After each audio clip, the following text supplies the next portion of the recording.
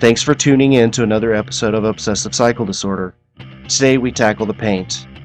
Just as a disclaimer, I don't do a lot of painting.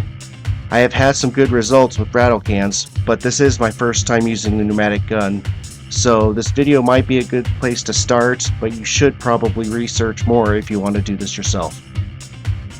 First off, I prep the tank by sanding down with some 220 paper just to make sure we start with a clean, smooth surface.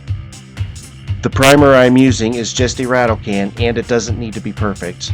Just put on a couple of coats. Now, the reason it doesn't need to be perfect is because it's going to be wet sanded before the color goes on.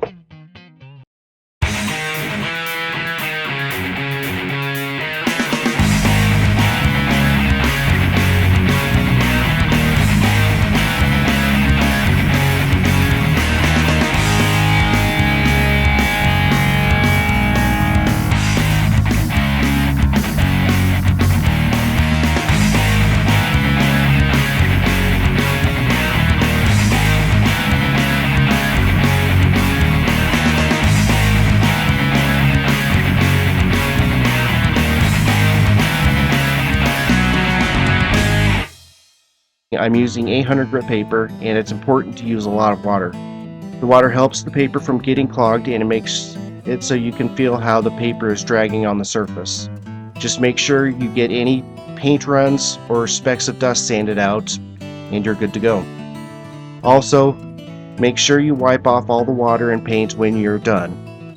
After letting it dry thoroughly, wipe it down again with a tack cloth before you paint. The surface needs to be perfectly clean before you apply color.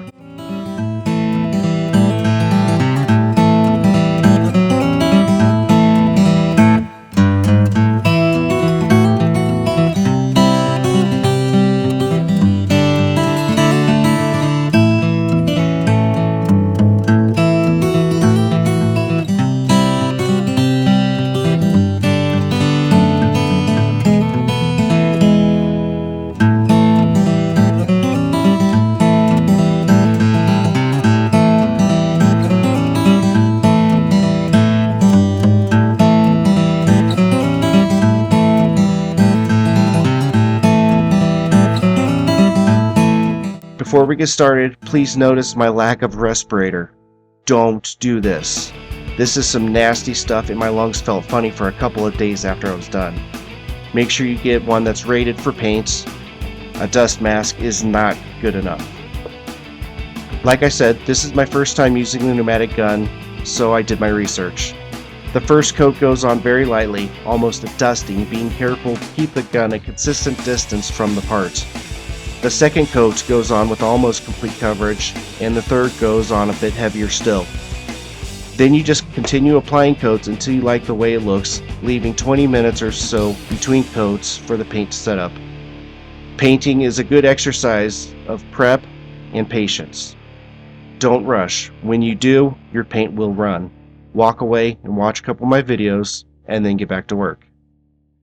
Now at this point, it's looking pretty good, and I can't help but pat myself on the back. That is until I shoot the clear. The procedure for shooting the clear is the same as the color.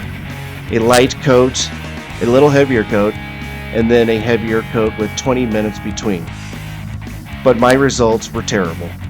The surface looks like Swiss cheese with bubbles everywhere. The guy at the auto paint store said bubbling is likely due to the product incompatibility.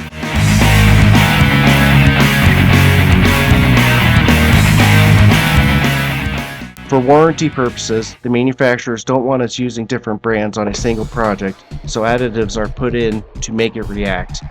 I knew about this, so I brought in a picture of the paint can that I got somewhere else and let them recommend a product. But it reacted anyway. I suspect the brand of paint was mislabeled because it's a custom mix and they just put it in whatever can they had. To avoid this, I recommend buying all of your products from the same shop. The employees are knowledgeable and they will make sure you get what you need. In my experience, they're willing to share what they know, so ask a lot of questions.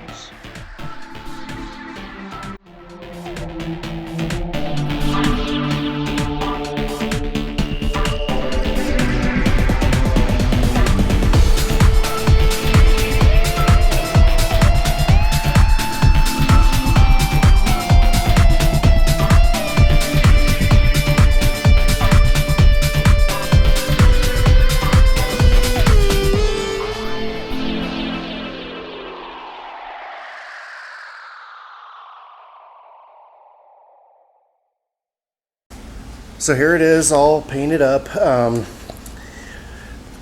gotta say, painting is not my favorite thing to do. It's an absolute ton of work.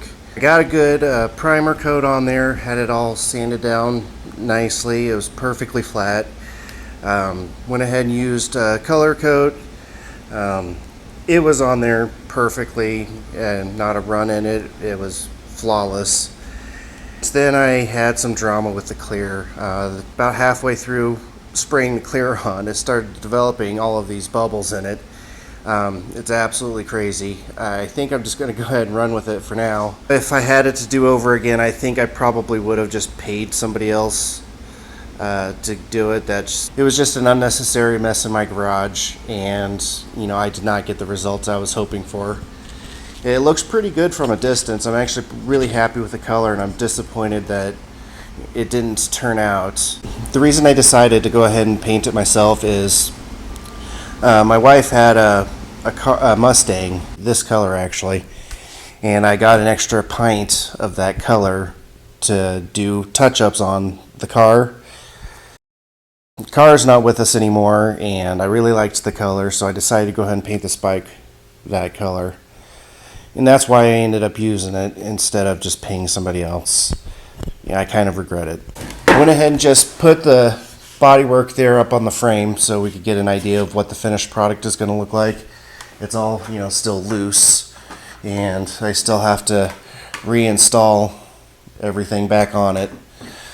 But that'll be next week's video. We're going to do final assembly and hopefully start it up. I haven't done anything with the carburetor to match that air intake. It's a CV carburetor. I'm not even sure that you can jet it to work with that pod filter. So I have a couple other carbs lying around, some slide carburetors. So if that doesn't work, I may just go ahead and swap out that carburetor completely. So it's possible we'll still have more videos coming on this. So for now, we're just going to wrap up this one with bodywork and paints that it has. Like I said, in the future I may change it. I may bring it into somebody to have them fix it. I may try to fix it myself. Also, I'm not terribly happy with the color of the seat in comparison to the color of the tank. When I chose that vinyl, I was planning on making this black. So I may end up recovering that seat yet again. If I'm not stabbing a screwdriver through it, I'm going to recover it anyway because I don't like the color. So, also, I'd like to give a shout out to one of my subscribers in the United Kingdom. Grumpy has been especially active on the comments, and I really appreciate the input and the feedback. So I'd just like to say thanks personally to Grumpy, and I would like to encourage everybody to leave comments and subscribe to my channel. Thanks for watching.